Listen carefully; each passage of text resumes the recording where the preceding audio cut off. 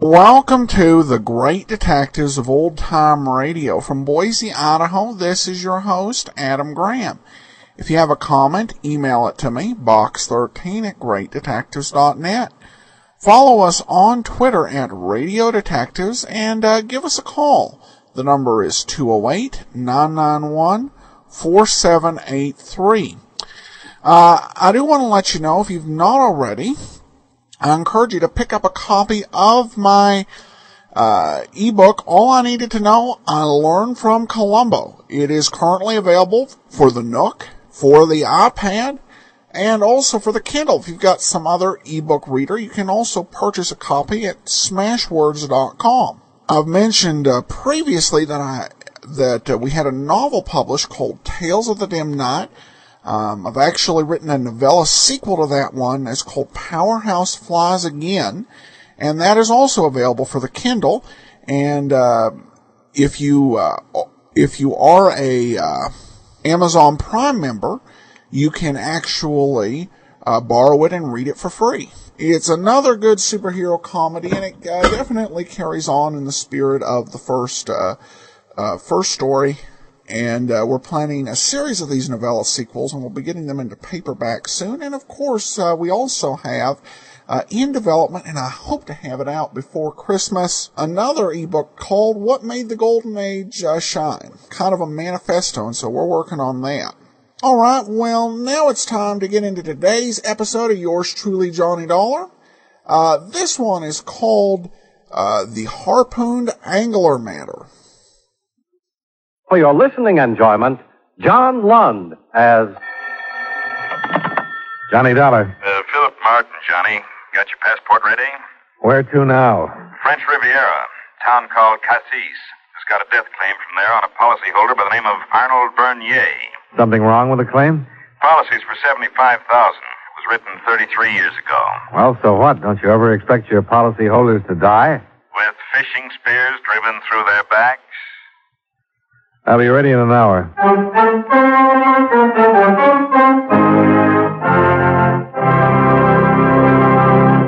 Hi, fellas. Care to join me in a quick look at the past? Okay, here goes. Back around 1890, Charles Dudley Warner, who was editor of the Hartford Courant, wrote in an editorial, "Everybody talks about the weather, but nobody does anything about it." Well, maybe no one did in 1890, but someone definitely has since then. Our United States weatherman. He's quite a busy gentleman who works for the Department of Commerce. His job is to read thermometers, barometers, anemometers, and other assorted meters which forecast weather conditions so the rest of us will know what to plan or what not to plan, like hanging out the wash or going to a baseball game. Information about weather conditions is also given to aircraft pilots and ship captains so they can plan their flights or cruises accordingly. Of course, they need more than just weather data, and the Commerce Department gives them what they need. For the pilots, the department issues aviation charts and maps and sees to it that air markers are laid out so that the pilots can find their way easily and safely. For the ship captains, the Commerce Department issues nautical charts and tide tables to indicate when and where it will be safe to navigate their ships. The department also inspects the ships to see that they're in perfect operating condition and issues licenses for the operating of the ships. So the next time you look up at the sky and wonder what kind of a day it's going to be, the thought might also cross your mind that many lives and valuable cargo carried by American planes and ships are depending on the United States weatherman who is also looking at the sky.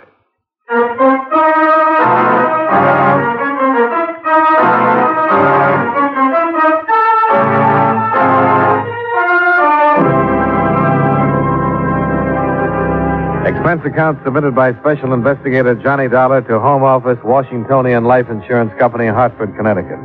The following is an accounting of expenditures during my investigation of the Harpooned angler matter. Expense account item 1, $473.25. Airfare, railroad transportation, and incidentals between Hartford and Cassis, France. Expense account item 2, $50 rental of a snappy 1937 Maybach Victoria. After an invigorating journey from the rental agency, marred only by an engine breakdown and a blowout, I arrived at the office of the man who'd sent in the death claim on behalf of Arnold Bernier's widow. Welcome, my darling Mr. Dollar. Welcome to Cassis. Well, thank you. Are you Count Andescu? But of course, dear man, Count Laszlo Andescu at your service. You are here concerning poor dear departed Arnold Bernier. Yes, that's right. What a ghastly thing to happen. So unfortunate, so sad. Oh, here one moment and the next, poof. But why should we dwell upon unhappy things? You will give me the insurance check for $75,000 made payable to Magda Bernier. I will give you the receipt and, poof, we will have disposed of everything. No, not quite. Just what is your position in this picture, Count? Perfectly simple, darling Dollar. Count Laszlo Andescu renders his most capable services to those who require assistance in delicate matters, financial and otherwise, for a slight consideration, of course. You might call me chargé d'affaires for the bereaved and the unfortunate. I see. Yes. Now, what is this business about a fishing spear? Oh, yes. So inconsiderate of dear Arnold to come to his end in so sordid a manner. A fishing spear. So indelicate of poor Arnold. Well, at least it's unusual. You mind telling me how it happened? I thought you knew, my darling Dollar. Dear Arnold was engaged in what has so unfortunately become the sport of the Riviera. What's that? Oh, an insanity, my dear man.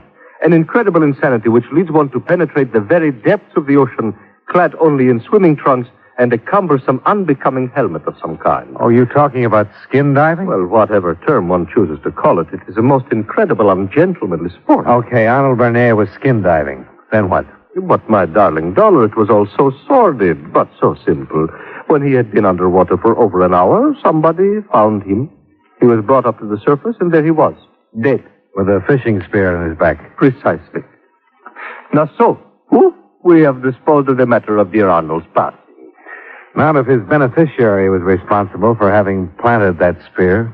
Oh, my dear Dollar, what a ghastly thing to say. Such a dear, sweet, lovable creature as Magda Bernier couldn't possibly have been so indiscreet as to have done such a thing. No, why not? Well, this simply could not be.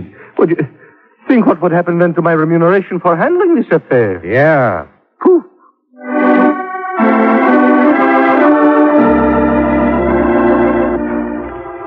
I left the good Count and drove down to the Bernier Villa to pay my respects to the widow.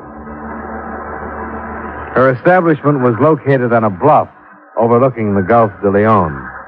The scenery was magnificent. You are looking for me, Monsieur Dollar? If you're Mrs. Arnold Bernier. I am. Sit down, please. Thanks. A beautiful day, is it not, monsieur? The sun so warm, the soft breeze so gentle and caressing to the skin. You're a sun worshiper, Mrs. Bernier? I worship all the things that are most worthwhile in life. Oh? Beautiful homes, luxurious furs, the delicate weight of perfectly matched pearls.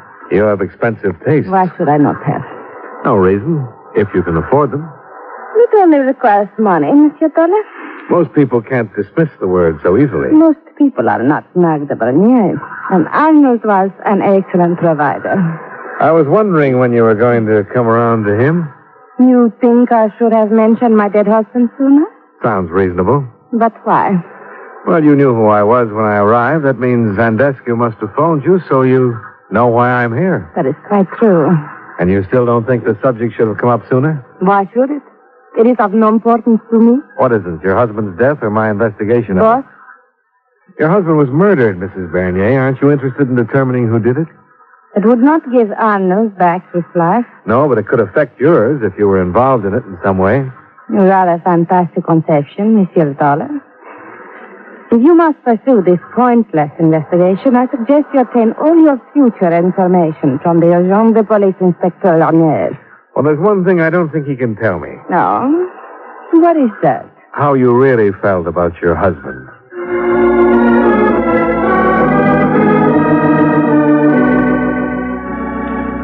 Inspector Laniel proved to be a welcome relief from both Count Laszlo Andescu and the lovely, cold-blooded Magda Bernier.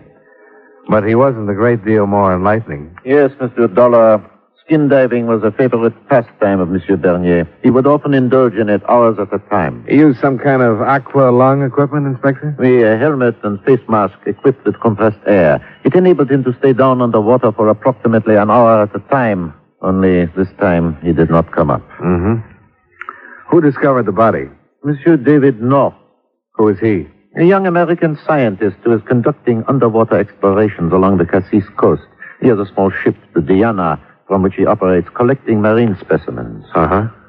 He had reached a depth of some 100 feet and was about to return to the surface when he noticed a small grotto in one side of the bluff. Lying just inside the entrance was the body of Monsieur Bernier. With a fishing spear through him, huh? Precisely. So, sometime between 10:30 and noon, someone met Bernier underwater and killed him. Any idea who it could have been? At this time of year, the cove is filled with underwater swimmers, indulging in this latest craze of the Riviera. Yeah. And what about this spear itself? An ordinary fishing spear discharged from a compressed air tube. Its counterpart may be found in hundreds of hands. Any personal suspects on your list? I'm afraid not. What about Magda Bernier? Certainly there was no financial motivation. There's a $75,000 insurance policy. I assure you, that means nothing. Bernier was an immensely wealthy man. Well, what about business associates?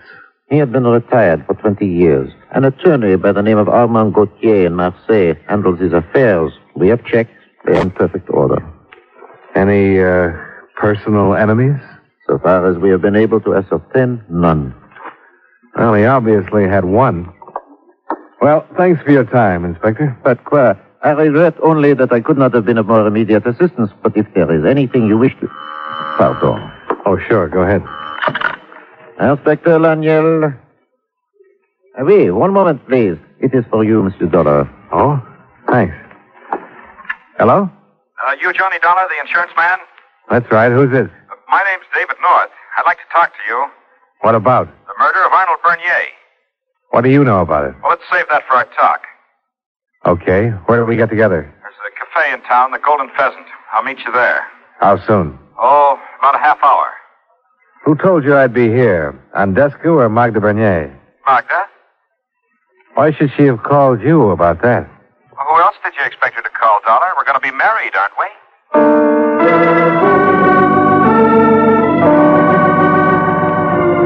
There were some half-dozen sailors and roustabouts seated around the Golden Pheasant, but no sign of anyone who might be an American marine scientist by the name of David North.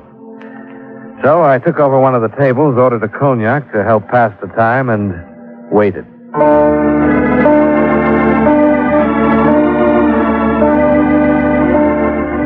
More than an hour had passed, and North still hadn't turned up. I was about to call it quits when the place was enlivened by a new arrival. Ah, Dollar! A magnificent coincidence which just... Oh, Antoine? A vermouth cassis. At once, s'il vous plaît. Yes, as I was saying, a simply magnificent coincidence. You do not mind, my darling Dollar, if I join you? You already have. So I have, yes. Which makes it all the more charming, does it not? Now so, you are here? I am here. We may now conclude our affair of business. You're talking about that insurance check? A trifling matter, I will confess, and somewhat boring. Nevertheless, it does concern money, and I dearly love money. It has so many uses, you know. What about the little matter of finding out who murdered Arnold Bernier? Oh, that! Whew, it is of no consequence now, which is why I have sought you out here. Oh, that's interesting. No, you presented a problem to me. And what does the magnificent Count Laszlo Andescu do when he is faced with a problem? He solves it. Whew. You know who killed him? But of course. Who else could it be but that American David North? So, now you will give me the check. What makes you think it's North? It is so obvious, my darling Dollar. North has supplied the proof himself. by his suicide. Suicide? Oh, did I forget to inform you how careless of me? But yes, they're fetching his body up from the bottom of the Gulf even now.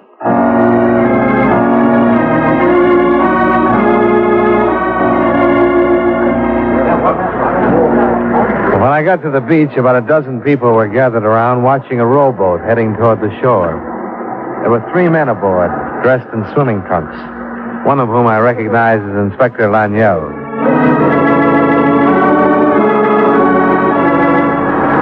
Take him to Dr. Geret at once. Use my car at the park at the end of the beach. Now, quickly now. There is no time to lose. What happened, Inspector? Oh, apparently, Monsieur North decided not to keep his appointment with you. Instead, he went skin diving, and in approximately the same spot off the point where Arnold Bernier was found. Any idea why? None. When he had been down approximately 50 minutes, the members of his crew aboard the Diana became concerned. 2 of them went diving for him. Where did they find him? In the same little underwater grotto where Arnold Bernier was found. As you saw, he was unconscious. Fortunately, his aqua lung was still working, and so he had not drowned. But there was a bad scalp wound in his head. And this was lying on the grotto floor beside him.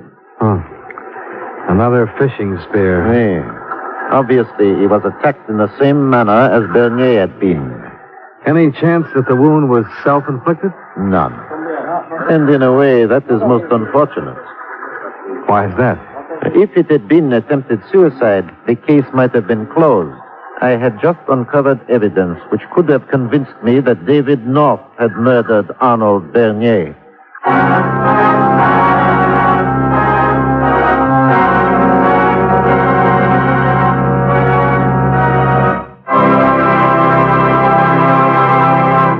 You know, many great men have attained the highest office in our land, the presidency of the United States.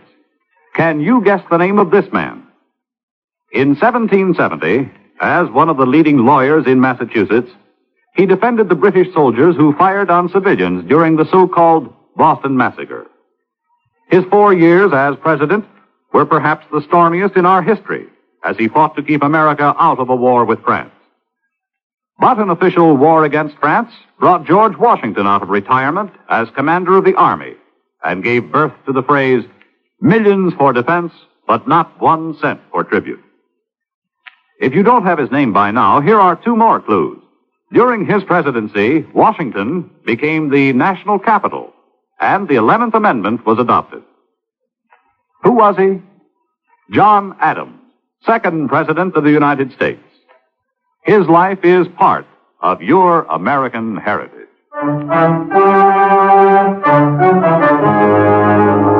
And now, with our star, John Lund, we bring you the 2nd act of Yours Truly, Johnny Dollar.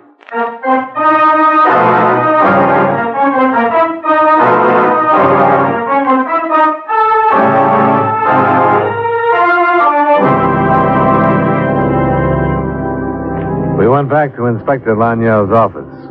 And while we waited for David North to regain consciousness, Laniel told me about the new evidence. It was revealed in a court order, Monsieur Dollar. David North's ship was being attached for non-payment of a debt he owed to Arnold Bernier.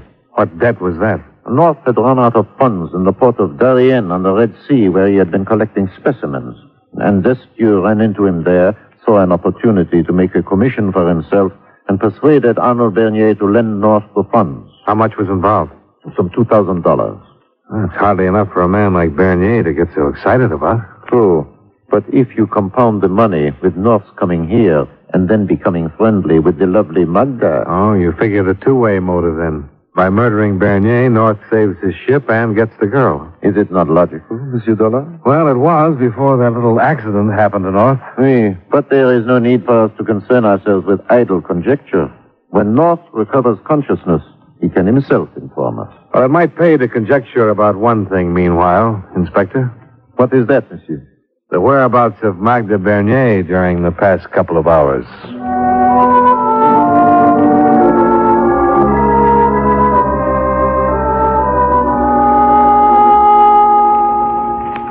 I had thought we had seen the last of each other, Monsieur Dollar. Well, it seems that you forgot a couple of pertinent things, including David North. Why should I have discussed him? Well, how indifferent can you be about the man you're going to marry? Did he tell you that? He did. David is like a little child. He tries to convince himself that the world of his dreams is the true world. And it's not. No. David worships me. There is nothing he would not do for me in return for a kind word or a hint of a smile. Like committing murder? Yes, I think he would even do that. And did he? I do not have the faintest idea. Then there's nothing to his statement about marriage between you? Nothing, Monsieur Dollar. Do you mind telling me where you've been the past couple of hours? Right here, in front of this fire, Monsieur. Why? You haven't been swimming? I seldom swim, Monsieur Dollar.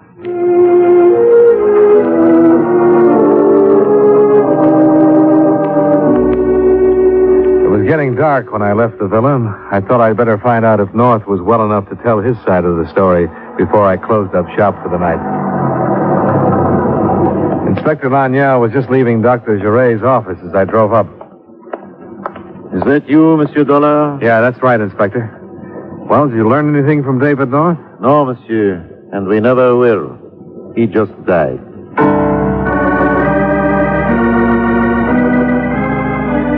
Well, after that little announcement, there didn't seem to be much reason for me to hang around the town of Cassis that night. So I started out along the coast road toward Marseille.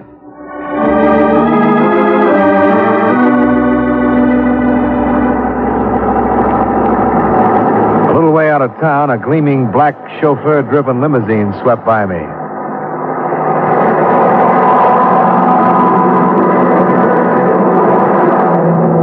There was just time for me to catch a glimpse of a blonde head lolling back luxuriously against the rear seat cushions. Then it turned a bend in the road ahead and was gone. There were several intriguing possibilities as to why Magda Bernier would leave her fire and head for Marseille.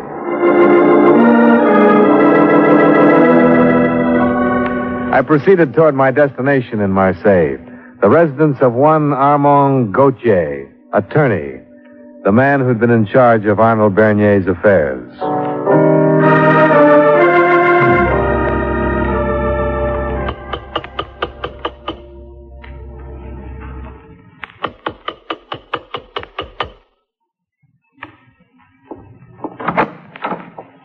Oui?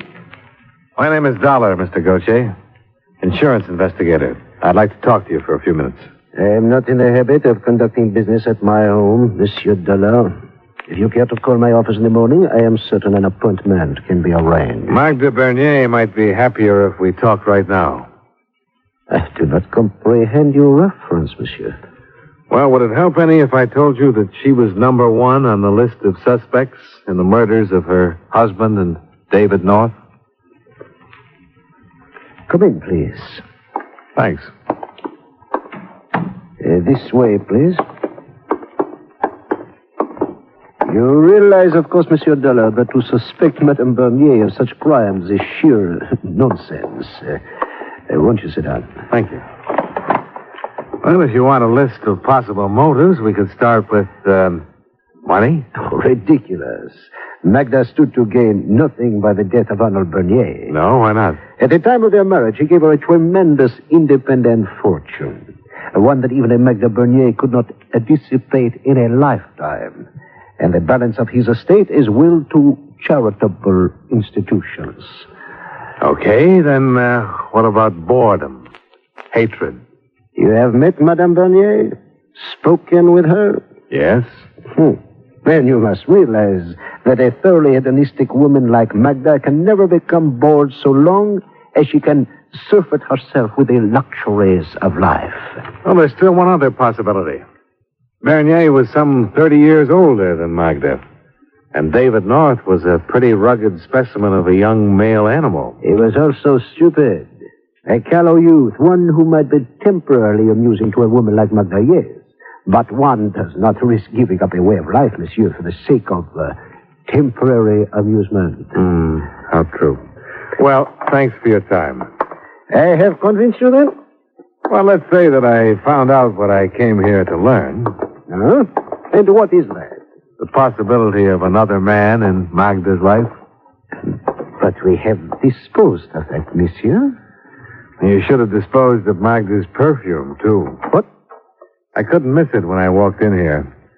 And after your kind cooperation and character analysis, I couldn't be rude enough to accuse you of wearing it.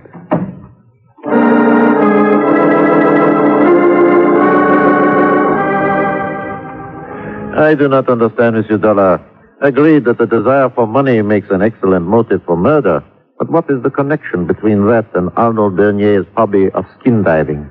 Inspector, send a diver down to take a closer look at that undersea grotto where he and North were killed, and I think you'll come up with the answer. Very well, Dollar. I will have it done first thing in the morning. No, better do it right now.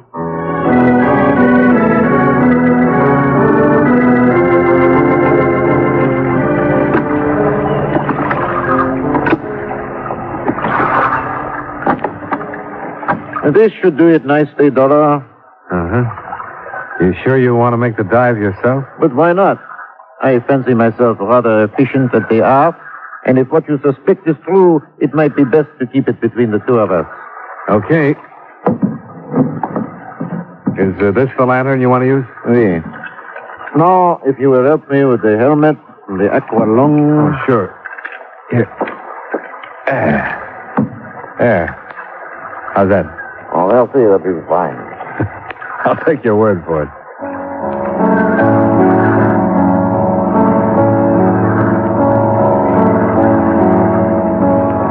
Laniel adjusted the rubber flippers on his feet, shrugged the helmet and aqua lung more comfortably on his back and shoulders, and then slipped over the side.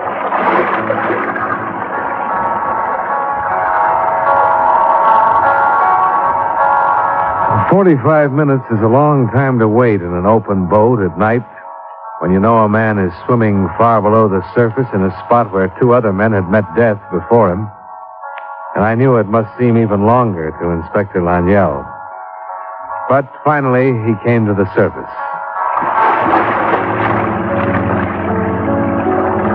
He held on to the gunwale of the boat with one hand and gave me a small wooden box with the other. A watertight wooden box marked marine specimens. I gave him a hand and pulled him into the boat. Then, as he started to take off the helmet, I turned to the box and opened it.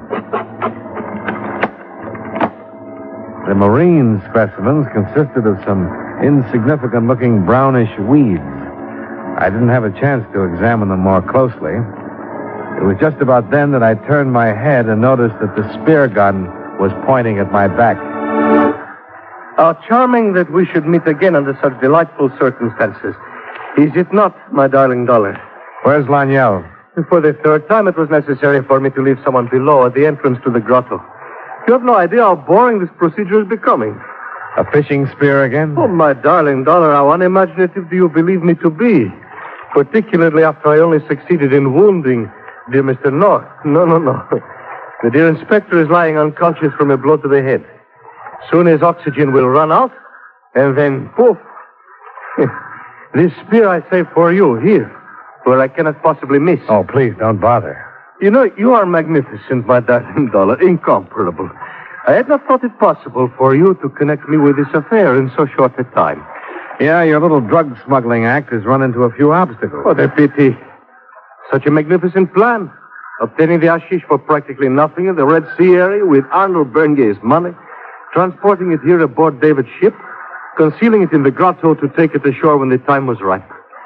A magnificent plan. Only Bernier put a crimp in it. Yes, and that was indeed a pity.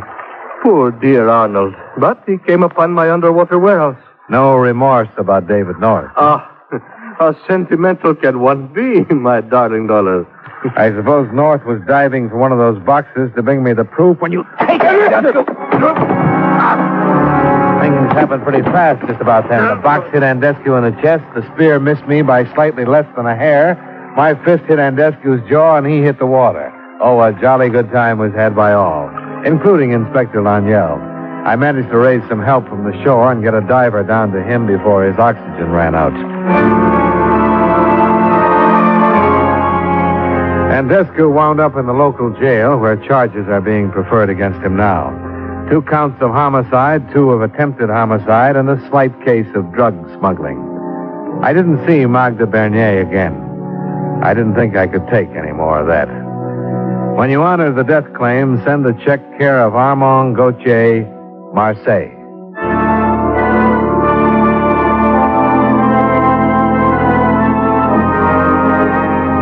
Expense account item 3, $27.65, hotel bill and miscellaneous. Item 4, $493, planes fare and incidentals back to Hartford. Expense account total $1,043.90. Yours truly, Johnny Dollar.